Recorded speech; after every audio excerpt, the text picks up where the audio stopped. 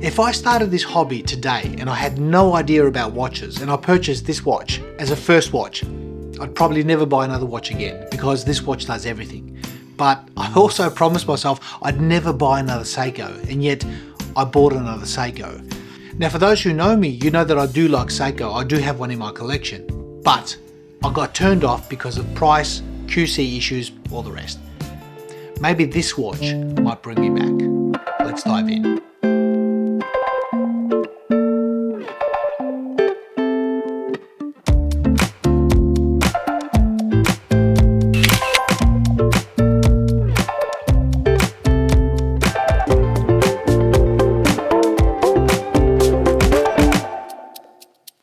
Okay, the cat's out of the bag. Many of you guys were right in my previous video on my state of the collection. You saw this on my wrist and you guessed it was a SEIKO SPB453, and it is. Now how do I approach this video without sounding like a watch snob? Because I've had so many SEIKO watches that have either gone through my hands or I've personally owned over the years, and I do know what I like and don't like in SEIKO watches. And if I do come across sounding a little bit snobby in my dissection of this watch, well, it's only because of my personal preferences. SEIKO has the ability to make exceptional watches, but they also have the ability to cut corners. Now firstly, this watch is a very interesting piece in their lineup because it's affordable. It retails at around 2,000 Aussie dollars, that's around 1,300 USD. Now it's not the cheapest SEIKO diver, but it's far from being their most expensive. I think it's priced in an area where someone who's looking for an excellent dive watch can afford this. And for me, it's sort of what Rolex Submariner used to be, a really excellent affordable tool watch. Because today, looking at Rolex, it's an excellent watch, but just costs a bomb. And really strayed away from that tool aesthetic, more towards luxury, refined, polished looks. But getting away from that, back onto this Seiko, it's a tool for sure. The majority of the case and bracelet is brushed. That dial is extremely legible. In fact, top marks in that area because the black dial and white handset and markers really set this watch off. It is a really good looking watch. And the fact that all of the markers are there and a date complication at 4:30, there's really no reason why Seiko couldn't have made this watch with a dateless complication. Just a clean dial, I really think it would have set this watch off. For me, it just makes more sense.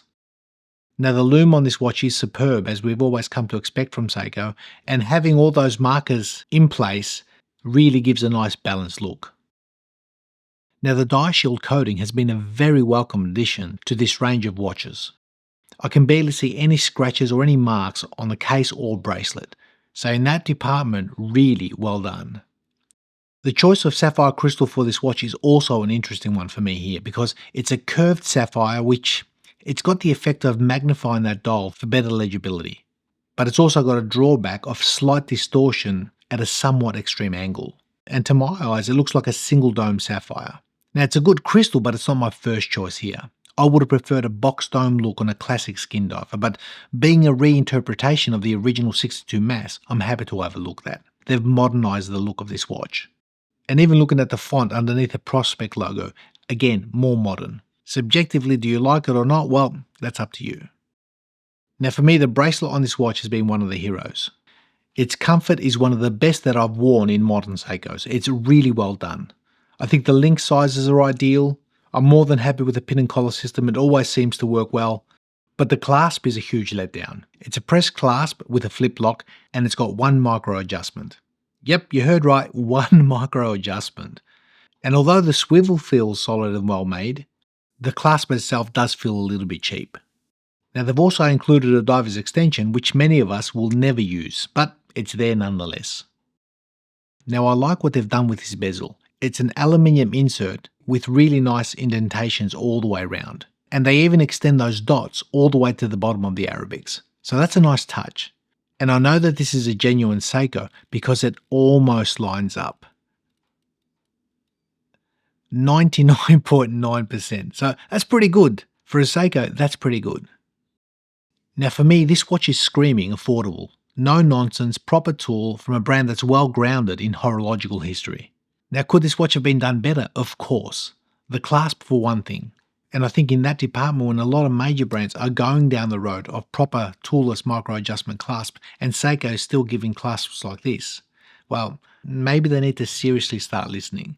And that goes for Grand Seiko as well. And for me, they could have also omitted the automatic 3 days under that Prospex logo. I think just having divers 300 really would have sufficed. The date complication at the 4:30, for me it's very good. I like it because they hide the date, and when you need it, it's there. But again, this watch could have also been done dateless. No date complication, a clean dial, I honestly would have preferred it. And these are just some of my personal niggles.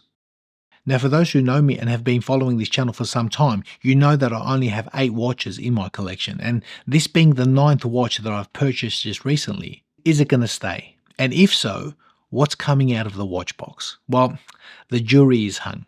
I'm going to take your advice because several of you guys said 8 watches in the box and 1 on the wrist. For now. So I'm going to take that advice for now. I'm going to keep it.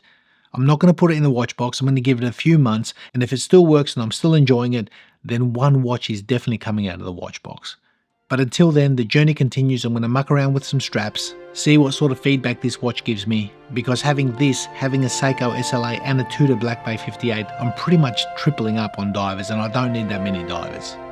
Nonetheless, enjoy the hobby, people, be nice to one another, enjoy your families, and we'll see you in the next one.